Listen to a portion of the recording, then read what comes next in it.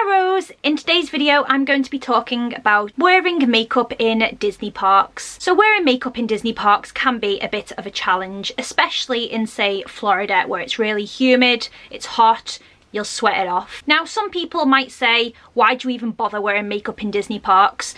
There's no point. But to be honest with you, I like wearing makeup. So what I'm going to talk to you about today is how I make my makeup last all day in a Disney park, products that I use, and also tips I've picked up in the years going to Disney park and from when I worked in Florida for 3 months. So the first thing I am going to talk about is one of the most important things, that is SPF. Especially in Florida, California, in summer in Paris, you do not want to go without SPF on your face. One of my biggest issues that I had is that normal sunscreen doesn't really work. Like on my face especially, it doesn't work. It makes my skin greasy, it makes makeup slide around, it makes me break out. After a bit of trial and error with different products, there are some that I use which do work well under makeup, don't make it slide around or make my face greasy. One of them is Supergoop Play Everyday Sunscreen. I picked this up from Sephora probably, I don't know, last year I think, and I wore it pretty much all the time on my last Disney trip last September, and it worked so well underneath makeup. It really absorbed into the skin, it didn't feel greasy, it didn't make makeup slide around everywhere, and it also didn't break me out, which is a massive bonus. This is SPF 50 as well, and I found it lasted the whole day. To be honest, you are recommended to top up your sunscreen during the day, but when you have a face of makeup, when you've got foundation on, blush on, lipstick on, you can't really be taking your makeup off halfway through the day in the middle of Magic Kingdom to re-top up your sunscreen. I'm not endorsing not topping it up, but to be honest, this lasted me a whole day in Magic Kingdom. 8 AM until 11 PM at night. This stayed on. I didn't get burnt, my face didn't burn, and I am really pale and I burn so quickly in the sun. I always burn in British sun, I burn anywhere. So for me, this worked so well, and I'll definitely repurchase it in the future. There are some other sunscreens that I have tried, like La Roche-Posay, and there's this one I just got in my vegan kind box actually, which I'm probably going to test out when I go to Disneyland Paris in August, which is by Green People, and it's SPF 15. This wouldn't be high enough for me in Florida because I need SPF 50 really. In Paris it should be alright as it isn't as sunny and hot there. Moving on to base or foundation. I usually use powder foundations when I go to Florida especially. I find that on my skin it works a lot better than liquid foundation. It doesn't smudge around, it keeps my skin looking matte throughout the whole day, it doesn't make me look shiny or sweaty, and it's so easy to top up as well without getting cakey and getting all over the place. I do not recommend wearing a full coverage foundation in say Florida or in Paris in the heat of summer because it's just going to go everywhere and it's just going to make you feel hot. When you sweat it'll just be gross, and you are going to sweat in the summer and you are going to sweat in Florida, that's guaranteed really. So I'd prefer to go with a lighter foundation, something that's light coverage, and it just evens out my skin a little bit instead of looking for something that'll cover everything up. I don't have my usual powder foundation with me because I have just run out, but it is the Tarte powder foundation. I think it's called something like the Tarte Amazonian Clay powder foundation, something like that, and that is probably my holy grail of foundations. I absolutely love it. It gives great coverage, doesn't cake me up, works perfectly in hot weather, or it works perfectly when you're having a whole day in a Disney park. A liquid alternative is the NARS Sheer Glow foundation. This is what I'm currently using every day, and I'll be using this in my Disneyland Paris trip. I find this gives a really nice even coverage while not being too heavy. It is buildable, so you can build it up and make it more full coverage, but I only use a little light dusting of it over my face. Another option I have tried in Florida is the BB Tinted Treatment from Tarte, and it is a 12-hour primer with SPF 30 in it. Having a foundation with SPF in it is also good. Still wear your sunscreen underneath, but this just gives that extra level of coverage. Now this was alright, I don't think I'm going to repurchase it. It made my skin feel really smooth, but I just found it had the weird clay smell to it. It had some sort of weird clay smell, but I did use this on a Florida trip. But that is another option, a sort of BB cream which will give just a light coverage. I am totally about the concealer when I go to Disney, so I will always have a light coverage of foundation no matter what, even if I've got a blemish or two, and I just top up with concealer for those areas that need a bit more coverage. My absolute favourite concealer for Florida is the Collection Lasting Perfection Concealer. This bottle's looking really dirty actually now because the writing rubs off a lot and I really need to get a new one soon. But this is my go-to concealer just for everything. I love it. I used to wear this on its own in Florida when I worked there. I worked in outdoor foods, so I worked outside in the Florida heat in the middle of summer. So I can guarantee this is the most amazing concealer I have ever tried in my whole life. It just does not budge. I wore this on its own. I didn't used to wear foundation when I worked there, and I just wear concealer on problematic areas. So under my eyes, maybe if I had any blemishes or any uneven skin tone bits, whatever it's called, I would always wear this, and it just really lasts, and I adore it. I cannot sing the praises of this enough. Another concealer option that I use is the NARS concealer. This is more fluid than the collection one, so this one moves around a little bit more, but it's more moisturizing, I found. So if you do have dry skin, this may be a better option. I like this one for when I've got particularly dry skin. It also comes mega pale. Like, this is the shade Chantilly, which is mega pale. Another must-have for me is setting powder. I cannot wear liquid foundation or liquid concealer without using a setting powder. Just gives that little bit extra. It makes my skin look finished. It makes it more matte because I prefer a matte look. It sets my liquid foundation really well. I wouldn't use a setting powder if I was using powder foundation, especially if you're a person whose skin gets quite oily. I definitely recommend using this. And it's good as well for when you get a bit sweaty. Say you're in Florida and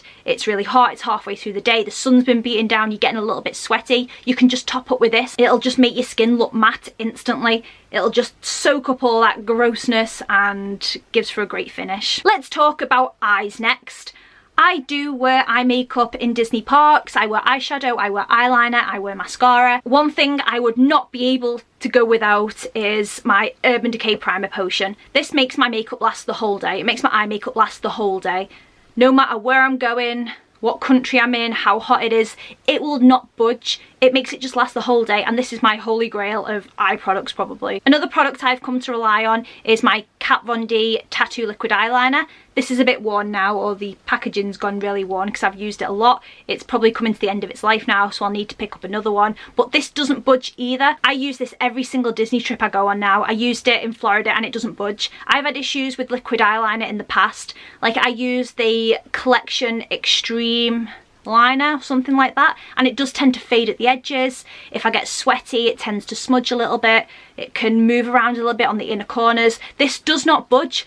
Like, seriously, I know some people haven't got on with this, but I love it, and this will always be in my makeup bag now, and it will always come with me to Disney trips because I do like to wear liquid eyeliner. Another must for me in Disney parks is waterproof mascara. I wear waterproof mascara every day anyway because it tends to smudge on my bottom lashes, or it tends to smudge on the bottom of my eye. The one I usually use is the Tarte Lights Camera Splashes. I don't have it with me now because I have run out. I need to order another one. I actually have run out of a lot of my favourite makeup products, so I should probably make a Sephora order sometime soon. This just is perfect for Disneyland Paris in the winter because it does tend to rain there and you don't want your makeup smudging all over the show, and also for Florida when it's sweaty, it's hot, it's humid, and it's just not going to go anywhere. So a waterproof mascara is one of my must-haves for Disney parks. Another thing is setting spray. Again, I don't have one with me because I don't tend to use them here in the UK. I only really use them when I go to America or when I go to Florida. My favourite one is the Urban Decay setting spray, and I used this my whole summer of living in Florida and it was amazing. I just felt like my makeup was more secure. Spraying it on after I'd done my makeup just made me feel like it wasn't going to go anywhere, and it didn't. I don't know whether that was mostly because the products I used were good and just didn't budge anywhere, or whether it was the setting spray just doing its job. But definitely a setting spray is something I would recommend. Finally, probably my favourite makeup product to use in general, and that is lipstick. I love lipstick. I have a lot of lipstick, and lipstick is just my favourite thing to wear. It's my favourite thing to put on.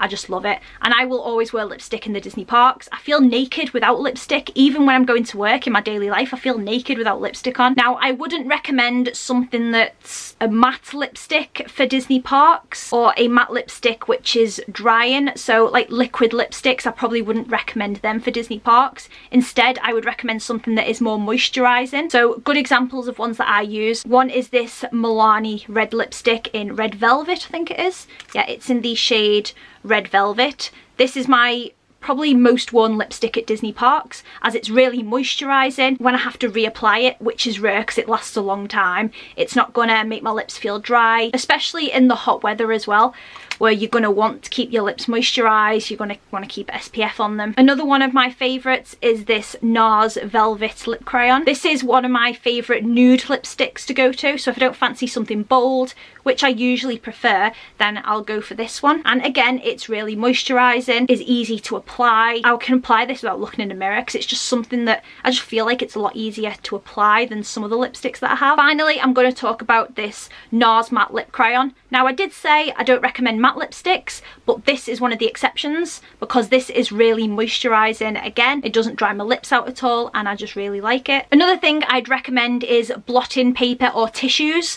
I usually carry a little packet of tissues around with me because it's really good to just blot on the go. If you don't want to take any makeup with you, so I don't take makeup to the parks with me apart from lipstick. I don't take makeup to top up with because I just can't be bothered, to be honest with you, and it just takes up too much space. Instead I take tissues, and if I'm feeling a little bit sweaty, if my face is going really shiny, I'll just take a tissue and just blot it around the shiny areas. So mostly I'll just blot it on my forehead, around my nose, on my chin, and it just mats everything up. You can also get blotting papers, although I tend to just prefer using tissues, it's cheaper. Don't be afraid to wear makeup in Disney parks. Don't be afraid to get creative with makeup. Disney parks are somewhere where you can dress up outrageous, you can do what you want, you can wear mad Disney ears, mad eyeshadow colours, mad lipstick, and no one will even bat an eyelid.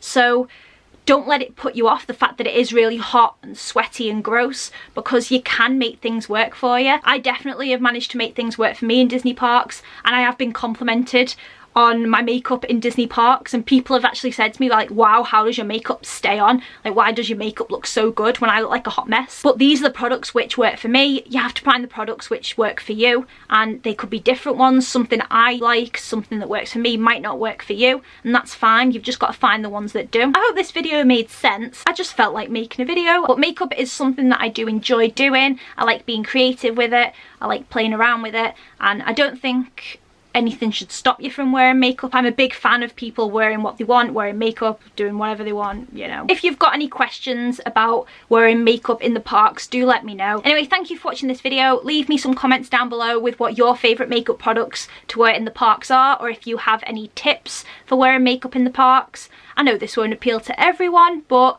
you know. Thank you for watching, and I shall see you in the next video. Bye!